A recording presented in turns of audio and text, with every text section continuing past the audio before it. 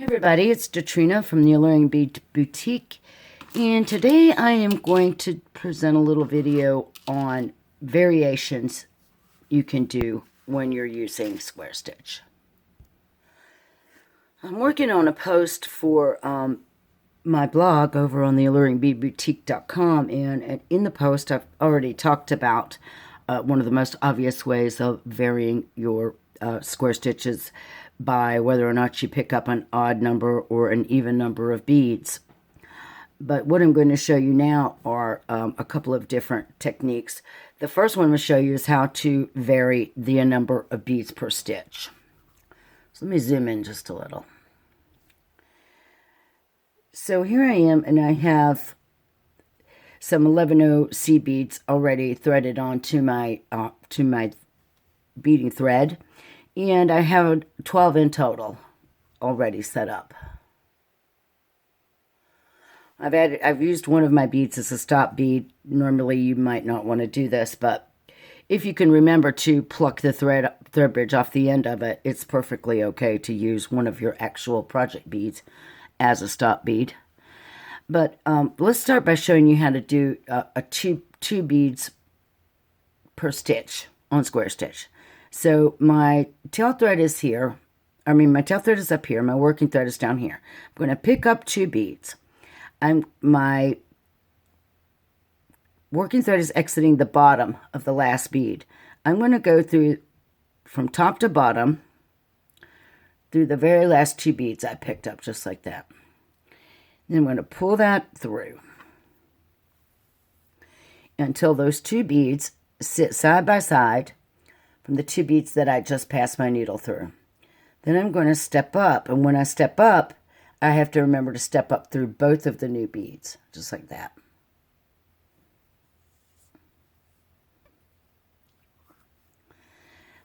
So I'm going to show you again how to do this using two beads. So now my working thread is exiting the top of the second new bead I just added in the second row. I pick up two beads. I'm going to count up above, two beads above. So I'm actually counting up 1, 2, 3, 4. I'm going through from top to bottom on the next two beads from row 1. Just like that. Pull the beads into position, and then step up through just the two new beads. And as you pull your thread through those new beads, make sure that your working thread falls in between the bottom set of two and the current set of two, just like that. And that it doesn't hang up down here on at the bottom edge of your beadwork. And then I'll just show you one more. Pick up two. We've now used 4 beads out of our previous row. So we're going to count up 2 more. 1, 2. We will take our needle and come down through just those very 2 next beads on the previous row. And those are the beads, of course, that we want our new beads to sit beside of. Side by side, just like that. Excuse me. And then we step up again before we pick up any more beads by passing up through just the 2 latest beads we've added in this new row.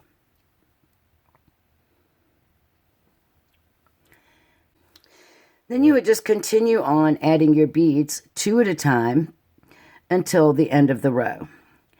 And that because I'm adding 2 beads at a time is the reason that I have an even number of beads in my initial row.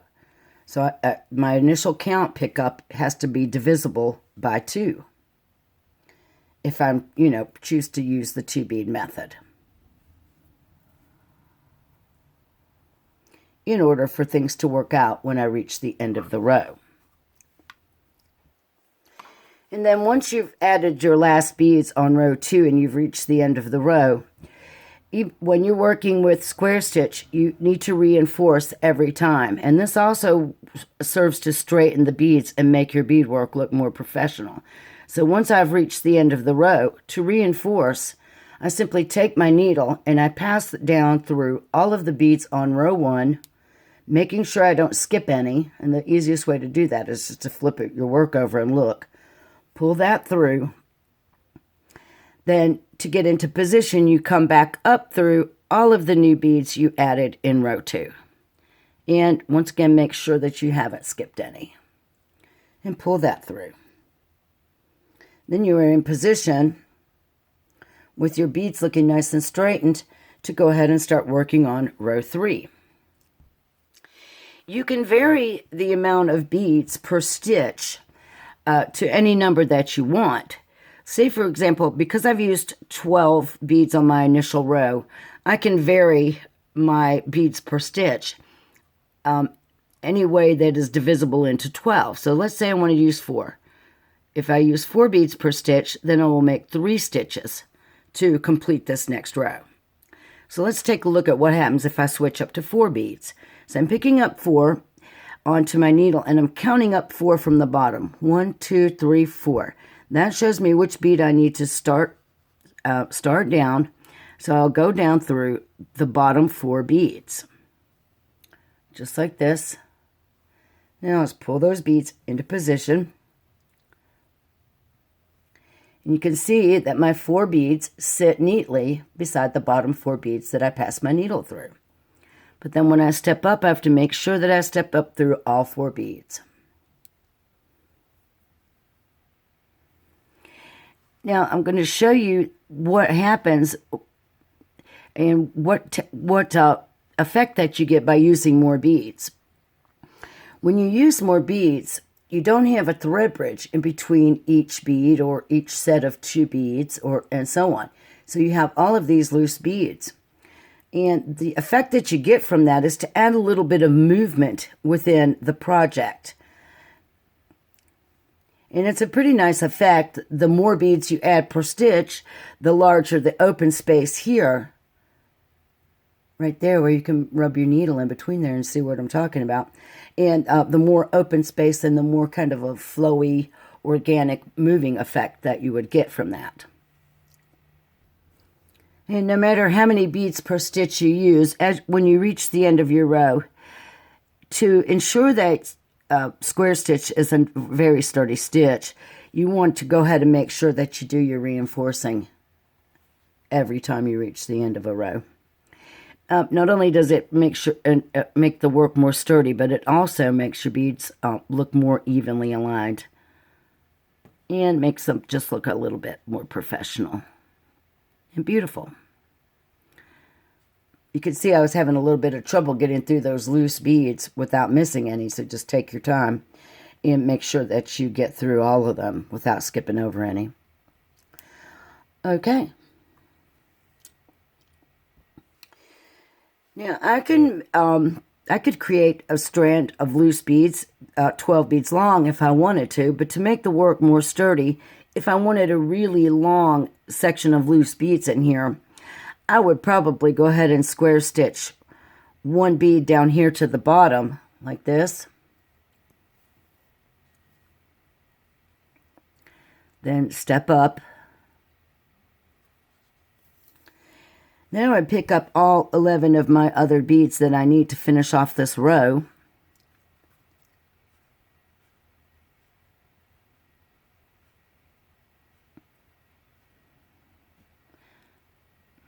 Just about there, 9, 10, 11. I would go ahead and count that to make sure I have my bead count right.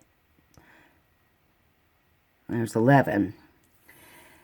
And in order to secure this top bead in the same way that I did this bead here, what I would do, I would come down through this top bead of my previous row, like this. Pull everything into position like that. Then sew up through just that top bead right here on the new beads. And pull everything in nice and secure. And then I would go ahead and reinforce, passing through all the beads of my previous row and then all the beads of my new row to get into position to start another row. So there's just one way that you can vary the look and feel of your square stitch beadwork. You can add some beautiful movement in this manner. So my graphically graphite bracelet that we have a video for here on YouTube, how to make this bracelet, You can see the way that we did a lot of loose stitching and alternated the number of beads per stitch, created a lot of beautiful flowy movement throughout this bracelet.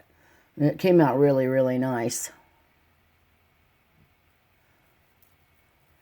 This bracelet is also a good example of creating texture by using different bead choices when you're working on a square stitch project. So in this bracelet, we just simply used some 11 seed beads of a couple of different colors, and then I used 2 different colors of bugle beads in this project. And look at the beautiful texture and the way that you can see all the different, the way it feels. It has a great texture to it.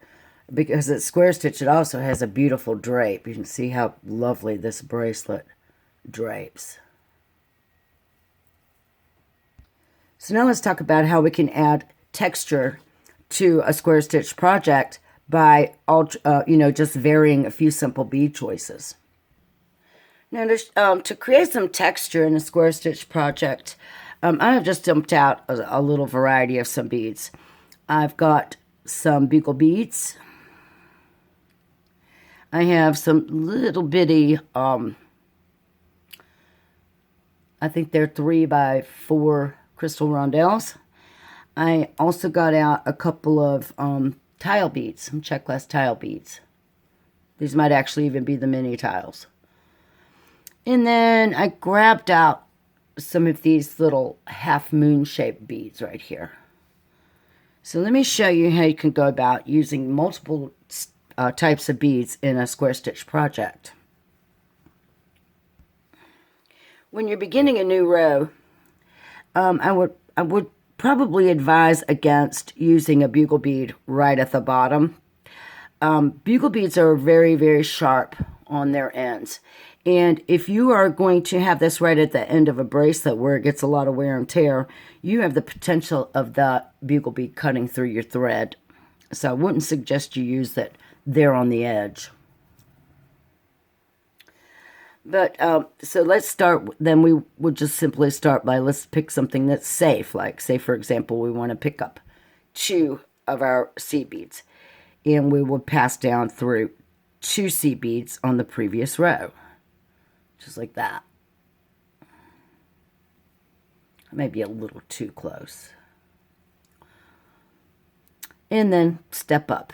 I might have a little bit of a tough time here because I'm working with that loose row of beads, but that's okay. This is just a little sampler. So now say I want to add a bugle bead in. I'm going to pick up this bugle bead and I'm going to hold it up into the gap right there and see how many beads I need to pass through on the previous row in order to make sure those beads line up properly. And as you can see there, it's going to be 3 beads here on my previous row. And with bugle beads, it's a lot safer to let them drop into position like this, so you're not pulling rubbing your thread against those sharp edges. Let me count up 3. 1, 2, 3, and see where I need to insert my needle. And then I'll come down those 3 beads right there on the previous row, just like that.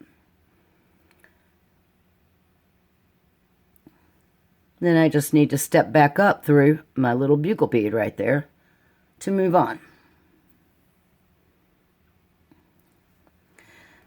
Now, in order to make things work out on both ends of this bracelet, we need to take the time to do a little count. If we're going to do the same thing on this side we did here, then we're going to know we need 1, 2, 3, 4, 5 beads at the end to mirror that image. So that leaves me these 2 beads in the middle. So I can pick up 2 of these beads and then just sew down the next 2 beads.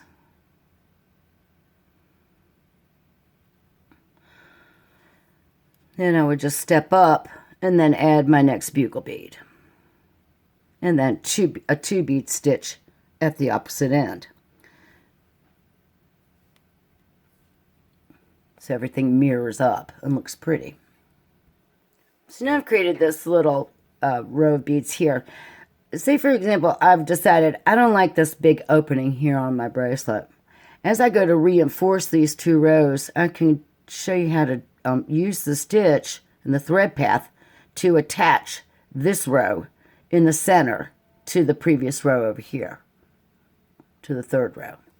So what I'm going to do is I'm going to come down my previous row, and I'm going to come down all the way through the top 7 beads, just like that.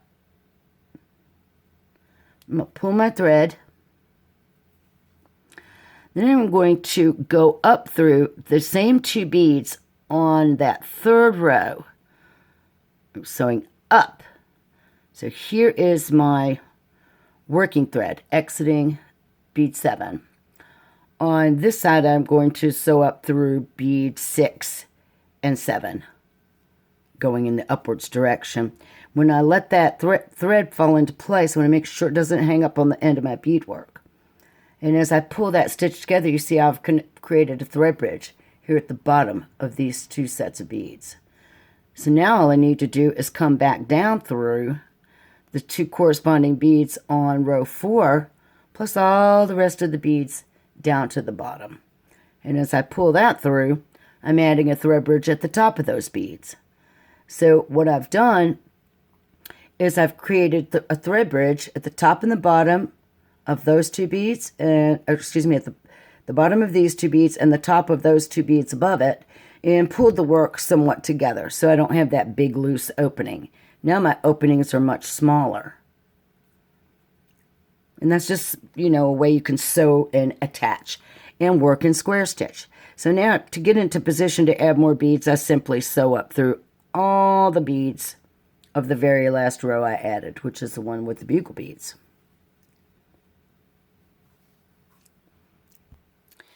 So we can use any shape or 2-hole beads or little crystals. We can use round beads, bugle beads, anything that we want. The trick to it is like measuring. So say, for example, I want to put 3 crystals right here. Well, if you line them up and take a look, I'm not going to be able to do that because that third crystal lines up right in the middle of that bugle bead. So if I wanted to use crystals on the end of this row, I'm going to have to pick up 1 more. And so I have now 4 crystals here. And that brings me to the, oh, I'm sorry, y'all. Very sorry. Let me fix this situation a little better. If I want to use these crystals, I'm going to have to make sure that they line up with the top of a bead in my previous row. So I'd have to add 4 in order to reach the top of that bugle bead. So I'm going to go ahead and pick up those 4 crystals. And I'm going to come down through that bugle bead plus the 2 seed beads below it because I'm lining my beads up against all of those beads right there. So I'm lining those crystals up against all of the beads. So now I have those in place. I can simply sew back up through all 4 of my little crystals right there. And pull. Just like that. If I wanted to make this entire row out of crystals, my next step would be to pick up a few and line those up. So if I put 2 in here, you can see that that's putting me above the edge of that bugle bead. So I would probably just go ahead and take 1 off. And I would add that bead by sewing down through these 2 corresponding seed beads on the previous row. Just to give myself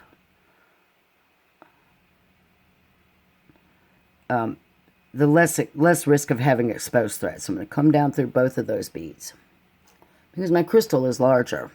So now as I step up, I can bring my thread straight across and see where I want to step up. And I can step up through just that 1 bead right here.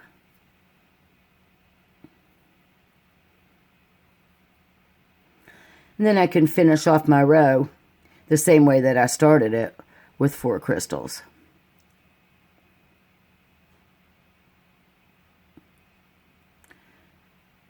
Let me pick up my 4 crystals, and you'll see that they line up nicely against the remaining beads on the previous row. So when I drop those down, I would come through the 2 seed beads on the end plus the bugle bead.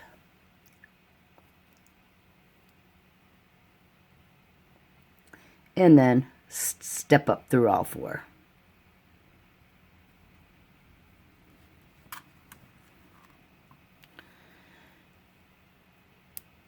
If your work gets away from you, don't worry about it too much, because it's pretty easy to snug your work back in on square stitch. All right, so now we have a beautiful row of crystals. And look at the lovely texture that we can create just, so, you know, choosing a few different bead options when we're working in square stitch. And don't forget to reinforce your new rows. So as you're designing and you're trying to determine what beads will work along each row, I accidentally pulled my needle out, so give me just a second here. I was sitting here trying to figure out what I could do using these tile beads, but as you can see, it takes a little bit of thought and a little bit of playing around with your bead choices in order for everything to line up nicely, so that when you square stitch this together, you don't have these big beads poking out here on both ends. See the 2 seed beads on the end? That doesn't work out so well. There's a couple of things you can do about it. You could probably switch them out to a 15-0. You can use this bead choice, but you can see that you're increasing the width of your next row, just slightly increasing it just a little bit. So how would you go about doing that if that was your what you wanted to do? I would start by just adding 1 seed bead first. I would add this seed bead by sewing down through just 1 crystal. And then getting that bead into position, I would then pick up this next bead, the tile bead, and see if it brought me to a place where I could just go straight down these crystals. So yes, I can. I can go down through that 3rd crystal. I'm going to zoom out just a little. So let me drop that bead right down next to my beadwork. And I'm going to come down through that. I'm going to come down through all of the beads, those bottom 3.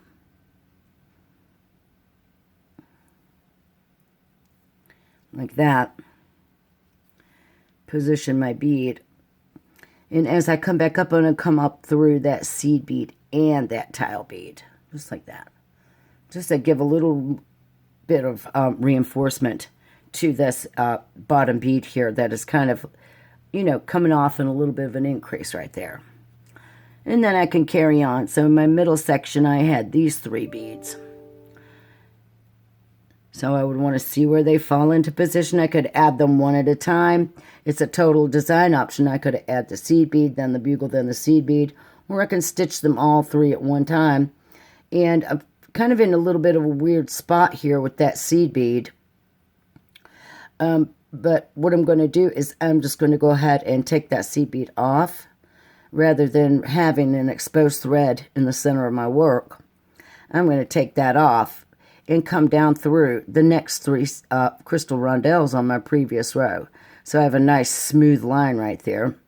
So I'll come down those middle 3 right here. Well, not exactly middle, but the next 3. And as I pull that bugle bead into position, I want to make sure I use my fingers to help me smooth it in there, so that I'm not constantly pulling against those sharp edges. Now I can come up through that seed bead and that bugle bead and step up. So this is just some way, you know, a good example of how you want to go about using multiple beads. So now I am going to pick up the next seed bead and the tile bead. And if you can see right here, it's going to put me to where I want to come right through the bottom here. So I'm going to come down the very top 3 crystals. And then I'm going to add that last seed bead like I did on the other end. Just add it separately, so things look even. All right, so now that I've got those 2 beads into position, I want to come up through both of those 2 beads. Just like that. And then I'm going to add that 1 seed bead to the top crystal, just to the top crystal. Get my needle in there. And that's so both ends kind of look similar, or as similar as you can get them anyhow. And then I'm going to come off from this crystal. I'm going to come just through that seed bead, just like that. And then you were going to want to reinforce your row. So you would come down through all of your crystals. And if you don't get them all at once, that's fine. You can dig your needle around until you can get in there and get through all of them without skipping any. But now we've used these 2-hole beads. So now we need to figure out how we're going to work with the ends here of this beadwork. I still need to come back through this next row to finish reinforcing. You can see that we're going to have a real hard time getting through that last seed bead. So I'm just going to come up through everything but that seed bead. And then I'm going to come into the seed bead like that.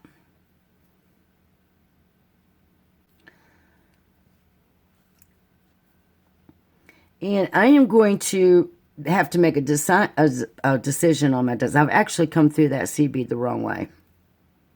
What I need to do is come through this seed bead from the opposite side. And I've already messed that up. But, I mean, like, this is just a sample, so I'm not going to stress out too much. But I needed to come through that in the opposite side. Because after I get to the top, I am going to be sewing in this direction to go across my next row. And when I pass through it like I was going to be sewing back this way. So I need to go this way. So in order to bridge this gap right here, all I would do is just pick up a couple of little seed beads to add some, add some color to the top instead of having an exposed thread. I probably wouldn't pick up that many, but it's just a sample. Probably should have just picked up a couple. And then you would begin sew straight down through here. So I would probably put this same bead segment, seed bead, bugle, seed bead.